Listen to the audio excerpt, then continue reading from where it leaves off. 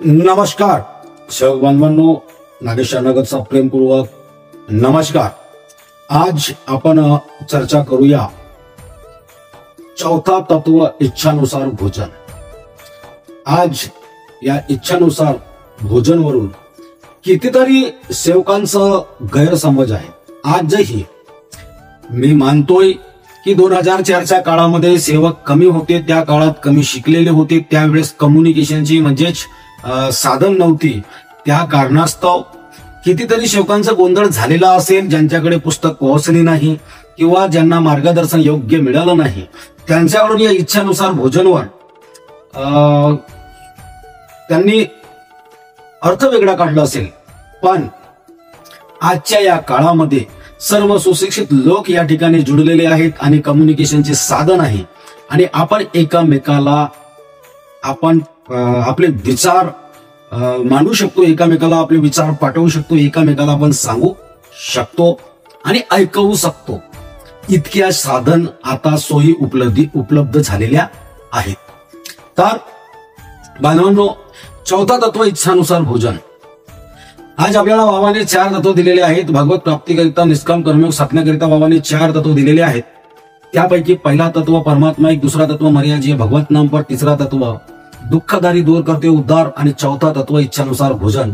तर आज आपण चर्चा करूया चौथा तत्व इच्छानुसार भोजन आणि यानंतर आपण चर्चा करूया दुःखदारी दूर करते उद्धार। या व्हिडिओ याच्यावर आपण याच्यानंतरच्या व्हिडिओमध्ये आपण चर्चा करू। तर इच्छानुसार भोजन, भगवत प्राप्तीकरिता निष्काम कर्मयोग साधण्याकरिता या 2 गोष्टीमध्ये आपल्या घरी जेव्हा तत्वाचे फोटो पाहिला तर भगवत प्राप्ती के लिए लिहिलेलं आहे। म्हणजे भगवंत प्राप्तीसाठी या 4 तत्वांची मुख्य गरज आहे। आणि पहिला तत्व परमात्मा एक, मर्यादा भगवत नाम पर, दुसरा तत्व, हे 2 तत्व परमात्मा एक आणि मर्यादा भगवत नाम पर, हे 2 तत्व जर आपण परमेश्वराला तन मन धनाने पूर्ण माणुसकीने या मार्गाच्या शिकवणीनुसार जर आपण परमेश्वराला अर्पण केलं तर परमेश्वर बाबा आपल्याला 2 तत्व देतात। तो परमेश्वर, तो परमात्मा आपल्याला 2 तत्व देतो। इच्छा आपला दुःखदारी दूर करते उद्धार आणि इच्छानुसार भोजन। तर इच्छानुसार भोजन म्हणजे आज आपल्या मार्गामध्ये गैरसमज अशी पसरलेली आहे की इच्छानुसार भोजन, जो झाली इच्छा तो खा। कारण की त्या काळामध्येही होता, ज्यावेळेस मी या मार्गात आलो त्या काळातही हा विषय होता। मी मांसाहार करणारा व्यक्ती, म्हणजे मांसाहार सोडलं, मांसाहार केलं। पण जेव्हा मी मार्गात नव्हतो आणि ज्यावेळेस मी ट्रक लाईनवर गेलो होतो, दमनद्वीप सिल्वासा हेवे म्हणजे हायवेवर नाही का, आपला मौदावरून पायलट म्हणतात तो धागा असते सूत, त्या सुताचा ट्रक घेऊन मी दमनद्वीप सिल्वासाला गेलेलो होतो। माझा मित्र बबलू पठाण म्हणतो आम्ही त्याला, जब्बार का पठाण, माझ्या गावचाच माझा मित्र आहे, तो ड्रायव्हर होता। चल नागेश बोले तर गेलो आम्ही। त्यावेळेस मी दारू पाणी पित होतो, मार्गात नव्हतो। त्यावेळेस आम्ही जेव्हा गुजरातला गेला त्यावेळेस तो मुसलमान समाजाचा आणि तो गाईचा मांस म्हणजे बडा मटण बड्या शौकानं खात होता। आणि आज जो मोमेडियन वर्ग आहे तो गाईचा मांस बड्या शौकाने खात असतो, गाय बैलचा मांस बड्या शौकाने तो ग्रहण करतो। तर ज्यावेळेस आम्ही गुजरातला गेलो त्यावेळेस जेव्हा जेवणाचा प्रसंग येत होता तर या माझ्या मित्राने, या बबलू पठाणने मला जो गाय बैलचा मांस आहे चारण्याचा परिपूर्ण प्रयत्न केला। पण माझ्या डोक्यामध्ये एक होता की मी हिंदू धर्माचा आहे आणि मी हा मांस खाऊ शकत नाही। आणि मग कालांतराने मी 2004 मध्ये या मार्गात आलो।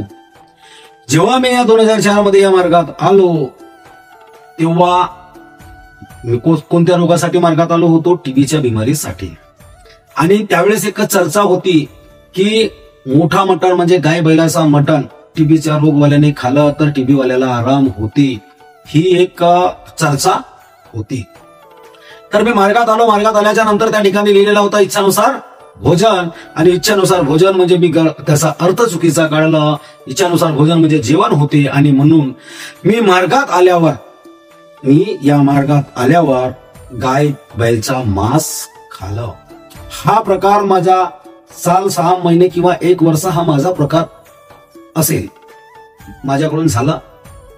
मग मी 12व्या वर्गात जेव्हा मी ऍडमिशन केलं आणि जेव्हा 12व्या वर्गात मी शिकत असताना मला माझे गुरुजी पाटेकर सर, आम्ही त्यांना बाबा पाटेकर म्हणूनच फेमस होते आमच्या 12व्या वर्गात आमच्या सोसायटी हायस्कूलला.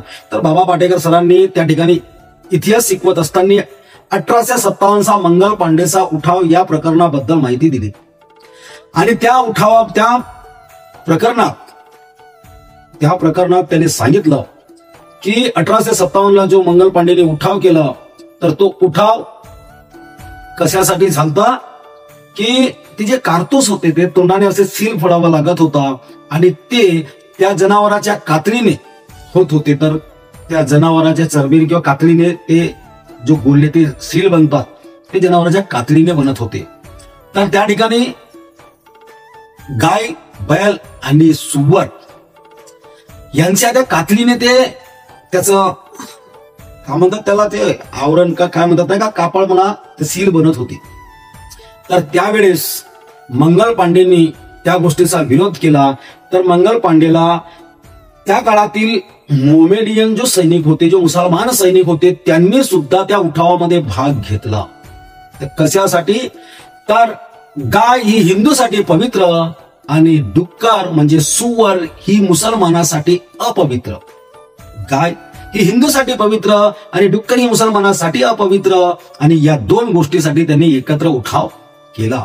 आणि तो माझ्या डोक्यात भूत घुसला की सुवरचा म्हणजे डुक्करचा तर मटण मी कधी खाल्लं नाही, पण मी जेव्हा गायीचं मटण खाल्लं आणि इच्छानुसार भोजन म्हणजे मी अर्थ वेगळा काढला होता. पण त्या ठिकाणी जेव्हा पाहिलं तर हिंदू धर्माला गाय ही पवित्र आणि मुसलमानाला सुवर ही अपवित्र. मग गाय आपल्याला पवित्र आहे तर मग हा मटण कसा चालते. आणि मग मी घरी आलो आणि घरी आल्याच्या नंतर माझ्या मित्राकडून पुस्तक घेऊन आलो, कारण की मी त्यावेळेस साध्या कार्याचा सेवक होतो. पुस्तक घेऊन आलो, मानव धर्म परिचय पुस्तक, आणि त्या पुस्तकातून वाचणं सुरू केलं. आणि वाचन सुरू करत असताना सर्वात आधी तर पहिले मी इच्छानुसार भोजन वाचलं. आणि तो इच्छानुसार भोजन जेव्हा वाचलं त्यावेळेस त्या ठिकाणी अनुभव होता. मंगरली या गावाचा बाबांना इच्छा झाली दुधाची चाय पिण्याची, आणि भर दुपारी वासरूने दूध पिलेला होता, तरी पण त्या गायीने त्या भगवंताच्या विनंती करून योग मागितलं. आणि योग मागितल्याच्या नंतर त्या म्हशीला जेव्हा धुण्यात आलं, त्या वासराच्या मायला वासरूने पूर्ण दूध पिलं होतं आणि त्याला जेव्हा धुण्यात आलं, मस्की गाय कन्फ्यूज आहे थोडा, तर कारण की वाचलेला भरपूर दिवसाचा आहे, 2005 मध्ये वाचलेला आहे हा. तर त्या जिचं दूध वासरूने पिलेलं होता त्या आईने, त्या गायीने म्हणा किंवा म्हैसने म्हणावा, भर दुपारी, आपण माझ्या एका व्हिडिओमध्ये तुम्ही बाळूजी नामदेवजी शेळकेच्या मुलाने सांगितलं आहे की त्याच्यावरून असा हात फिरवलं, भगवंताला योग मागितला आणि त्या योगनुसार तिने दूध दिलं आणि दुधाची चाय सर्वांनी पिली. तेव्हा मला माहित झालं की इच्छानुसार भोजन म्हणजे काय. तर इच्छानुसार भोजन म्हणजे आपण जो भगवंताला कापराची ज्योत लावतो आणि विनंती म्हणल्यानंतर जे भगवंताला योग मागतो की भगवान बाबा हनुमानजी मानते की बाबा जुमदेवजी मला हे काम आलेले आहेत आणि बाबा हा माझा काम झाल्या पाहिजे, बाबा माझी ही इच्छा आहे आणि माझी ही इच्छा पूर्ण झाल्या पाहिजे. ते इच्छा पूर्ण होणे म्हणजे तो इच्छानुसार भोजन आहे. आणि मला इच्छानुसार भोजन भरपूर मिळालेलं आहे आणि मिळतच आहे आणि मिळणार सुद्धा आहे. कारण प्रत्येकाने इच्छा त्या परमेश्वरा जर व्यक्त केली तर परमेश्वर आपली इच्छा पूर्ण करतो. पण आपल्याला त्यासाठी 4 तत्व, 3 शब्द, 5 नियम आणि मानव धर्म की जय जो म्हणतो त्या जयनुसार आपल्याला कर्म करणं गरजेचं आहे. आणि प्रत्येक सेवकाची इच्छा पूर्ण होतो. म्हणून इच्छानुसार भोजन म्हणजे मांसाहार, मांस, मटण किंवा दुनियाभराचा तरण पुरण नव्हे. दुनियाभराचा जे खाण पिण आहे, घी लागला, तूप लागला, मटण लागला, मच्छी लागली नाही. इच्छानुसार भोजन म्हणजे जे आपण भगवंताला योग मागतो, जे इच्छा भगवंताच्या समोर प्रकट करतो आणि ती इच्छा पूर्ण होणे म्हणजेच इच्छानुसार भोजन होय. म्हणजेच मी माझ्या परमेश्वराला 2 वर्ष योग मागितलं आणि 2 वर्षानंतर मला माझ्या परमेश्वराने, माझ्या भावाने मला मुलाची इच्छा होती, माझ्या माळाच्या वारसवाराची इच्छा होती. तर मला 2 मुलीनंतर 3रा मुलगा माझ्या बाबाने दिलं आणि मी 5वा नियम तोडला. पण माझा जो होती इच्छा ती इच्छा माझ्या परमेश्वराने पूर्ण केली. हा इच्छानुसार भोजन आहे. इच्छानुसार भोजन म्हणजे मांस मटण नव्हे. आणि आज आपली परिस्थिती मांस मटणच्या चक्करमध्ये आज चालू कार्यातही आम्ही मांसाहार करत आहोत. तर हा कितपत योग्य आहे? चालू कार्यात मांसाहार करणे हा कितपत योग्य आहे याचीही या ठिकाणी टिप्पणी करावं, याच्यावरही आपण व्हिडिओ बनवणार आहोत. पण इच्छानुसार भोजन म्हणजे तुम्हाला समजलेला असेल हा मला वाटतोय. म्हणून परमेश्वराकडे इच्छा व्यक्त करा. परमात्मा एक, मर्या जी भगवत नाम पर, हे दोन तत्व त्या परमेश्वराला अर्पण करा आपल्या जीवनाच्या वागणुकीत.